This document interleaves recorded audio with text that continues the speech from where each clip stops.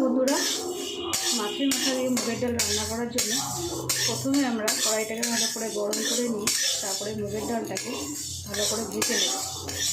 দেখবে যাতে মুগের ডালটা যাতে না লাল না হয়ে যায়, পুরো পুড়ে না যায়। তাহলে প্রথমে আমরা মুগের ডালটাকে ভেজে নিই ভালো করে।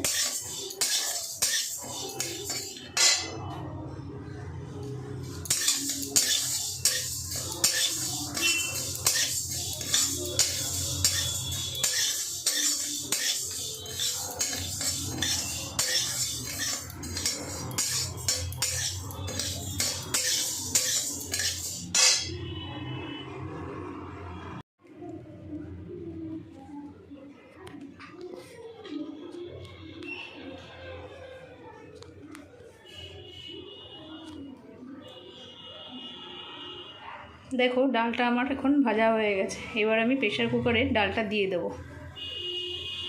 দেখো, এদিকে আমার মাছের মাথাটায় নুন আর হলুদ দেওয়া হয়ে গেছে। মাছের মাথাটা নুন আর হলুদ দিয়ে মাখা হয়ে গেছে। এবার আমি মাছের মাথাটাকে ভেজে নেব। দেখো, আমার তেলটা এবার গরম হয়ে গেছে। এবার আমি মাছের মাথাগুলোকে এর মধ্যে দিয়ে দেবো, দিয়ে ভেজে নেব। এদিকে দেখো, আমার ডালটাও কিন্তু এবার সিদ্ধ হয়ে গেছে। দেখেছো কত ভালো সিদ্ধ হয়েছে। দেখো, আমার মাছের মাথাটা ভাজা হয়ে গেছে। এদিকে আমি কড়ার মধ্যে এবার জিরে তেজপাতা ফোড়ন দিয়ে দেবো। দেখো, আমি কড়ার মধ্যে জিরে তেজপাতা শুকনো লঙ্কা ফোড়ন দিয়ে দিয়েছি। এবার আমি এই পেস্টটা এর মধ্যে দিয়ে দেবো। ফোড়নের মধ্যে এর মধ্যে আছে আদা, জিরে বাটা, রসুন।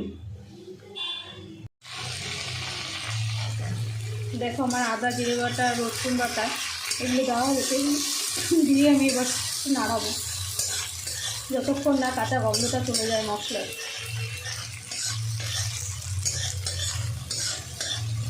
এর মধ্যে আমি দিয়ে দেবো নুন আর হলুদ আর একটু স্বাদ মতো একটু চিনি। দেখো, আমার মশলাটা কষানো হয়ে গেছে। এবার আমি কটা চিড়ে রাখা লঙ্কা এর মধ্যে দিয়ে দেবো। আর মাছের মাথাটাও আমি এর মধ্যে দিয়ে এবার কষাতে আরম্ভ করব। তো আমি মাছের মাথাটা দিয়ে আরও কিছুক্ষণ কষিয়ে নিচ্ছি। এরপরে আমি সিদ্ধ করা ডালটাকে এর মধ্যে ঢেলে দেবো।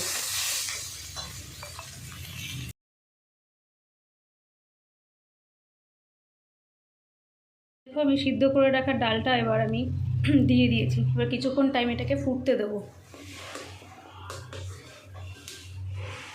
দেখো, আমার ডালটা কিন্তু ফুটতে আরম্ভ করেছে। দেখো, আমি ডালটার মধ্যে একটু স্বাদের ব্যালেন্স হওয়ার জন্য একটু চিনি দিয়ে দিলাম। দেখো, আমার ডালটা কিন্তু হয়ে গেছে। এবার আমি নামানোর আগে কিছুটা গরম মশলা আমি এর মধ্যে অ্যাড করে দেবো, দিয়ে একটু নাড়িয়ে চাড়িয়ে নামিয়ে নেব।